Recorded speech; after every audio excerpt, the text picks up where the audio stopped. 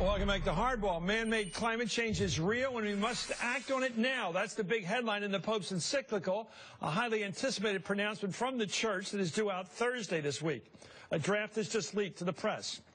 And according to the draft, the Pope will make a moral and scientific call for urgent action on global warming, saying that, quote, plenty of scientific studies point out that the last decades of global warming have been mostly caused by the great concentration of greenhouse gases, carbon dioxide, methane, nitrogen oxide, and others, especially generated by human action. The poor and the earth are shouting, care about the world that we inhabit. Anyway, the Pope's words are a strong denunciation of what we're hearing on the hard right, especially among presidential hopefuls courting Christian conservatives. Here's just a sampling of the flat earthers, if you will, running for president.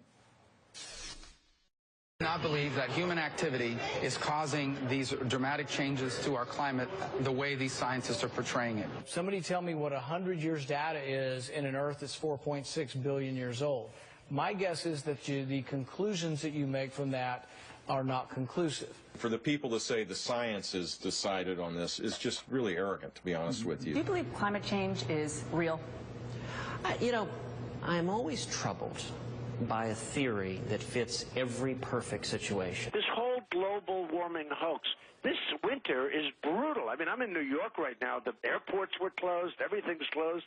It's freezing. Susan Milligan is a political writer with U.S. News & World Report, and Brad Woodhouse is a former communications director at the DNC and president of the pro-Hillary group, Correct the Record. I love that. It's like Joe Fry. I love it, too. Just a facts man. The Pope is a strong force in the world. I mean, people are friends of mine who are Jewish, whatever. It's not just the Catholic Church. He seems to have a moral authority and maybe now an intellectual authority that we haven't seen on this issue. Absolutely. And first of all, I think we just have to say that from an historic standpoint here, it's just so profound what he's saying, that an institution that's always been focused on what happens to us after we leave this earth is saying we have to pay attention to this earth while we're here. It's a gift from God. We have to take care of it. And I also think it's interesting, the Pope has been a leader not just on this issue, but on income inequality and trickle-down economics. And you have these world leaders who can't get their act together on it, and it's the Pope who's stepping up saying we need to pay attention to this. And I do think it creates some problems for some of these conservative candidates, these Christian right candidates who are, sort of using the church for their worldview. Let's take a look at Jeb today. He's a Catholic, of course. He reacted to the news at a town hall today in New Hampshire. Here's Jeb Bush. I hope I'm not going to get castigated for saying this by my priest back home, but I don't get economic policy from my bishops or my cardinals or from my pope. There are parts of Florida, Miami, that with a couple of inches, 3 or 4 or 5 inches of rising sea level could create huge problems. My attitude is I don't think the science is complete, but I do think we need to create long-term policies of that adaptation. Because the climate is changing, whether men are doing it or not. In the case of the sea level rising in Miami is kind of irrelevant.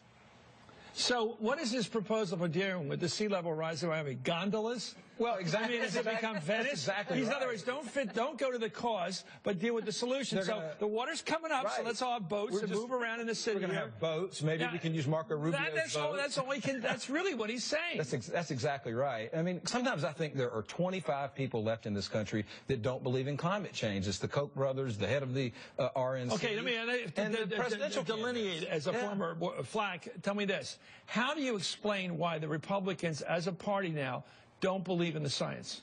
Why are they rejecting it? Well, look, I believe there are a couple things. One, the Koch brothers are a huge influence. Oil and gas. Oil and gas. That's what they sell. They have sent. So fossil fuels is not what they want limited. That's exactly. They don't want that limited. They have actually sent a group over to the Vatican to protest the Pope. I mean, these are the Koch brothers are fighting with the Pope. The GOP is fighting with the Pope. The base of their party does not believe in this type of science. By the way, there's some in their party that don't believe in the science behind vaccines, and they're playing to this crowd in the Republican primary. If human life, a lot of you know what I'm talking about. A lot of the church is stuff about sexual behavior. It's always whether it's same-sex or it's abortion. It's not really about life, but it's about life, but it's also about sexual discipline and behavior. Right, exactly. This is a life issue, a life on this planet. That's why the Pope's involved in it. If conception from life, life begins with conception, how about life begins with human life on this planet? I mean, it's endangered over time. Right. It's a legitimate concern of a moral leader, it seems to me. Rush Limbaugh is calling the Pope a Marxist for his views on climate change. Let's listen to Rush Bowl. Every other word seems to be about how unfettered capitalism is destroying the world and how the rich countries have to give more money to the poor countries to make amends. I mean, that's, call it what you want, Marxism, socialism, what have you. Rick Santorum, a traditional Catholic and the runner-up of the Republican primary race 4 years ago, is criticizing the Pope. Santorum has called global warming a hoax. Here's Rick's message for the Pope. I would just say this, that, the church has gotten it wrong a few times on science. And I think that we probably are better off leaving science to the scientists and focusing on what we do, what we're really good at, which is theology and morality. Well, that was a punch to the stomach, going back to the old medieval church. Well, I mean, Chris, what's incredible about that comment is Republicans don't want to listen to anyone. They don't want to listen to the Pope. You know, Rick Santorum said, well, the church doesn't do science well, but they won't listen to the scientists. They 97% of scientists say that man-made global warming exists. Republicans won't listen to them, and they're great. Their great quote here all the time is, I'm not a scientist. But they won't listen to the scientists. It's extraordinary. When are the Democrats going to listen to the economists on trade? Let's keep moving. No, but the thing is that they're suggesting that there is no moral component at all to either the economy or the environment. And that's really, I think, the fundamental problem here. Okay, here we go. Republican Senator Jim Imhoff of the oil patch down in Oklahoma chairs the Senate Committee on the Environment, surprisingly. He's perhaps the biggest science denier in the Republican Party. This February, he brought a snowball onto the Senate floor to disprove global warming. I asked the chair, you know what this is? It's a snowball, and that's just from outside here. So it's very, very cold out, very unseasonal. So here, Mr. President, catch this. Point made. Anyway, Imhoff has said that he doesn't believe in man-made global warming because, according to the Bible, God controls the climate. Let's listen.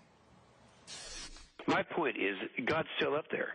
And this is the arrogance of people who think that we, human beings, would be able to change what he is doing in the climate is, to me, outrageous. It's kind of Ayatollah issue, isn't it? Yeah, exactly. Well, going to religion on these questions of that kind of a point of view. Well, I mean, they go to religion, but they ignore the Pope. I mean, they say that we should let the science dictate, but then they ignore the scientists. I mean, who they're listening to really is the base of their party and the Koch brothers. I mean, the Koch brothers were all over this. They sponsor an exhibit at the Smithsonian. So you're like me. You're like me, Brad. You're one of these people that really tries to understand politics as economics. Yeah. And almost everything's explicable by economics. Everything's about the money. Almost everything. I agree. I am a determinist on a lot of that stuff. Yeah.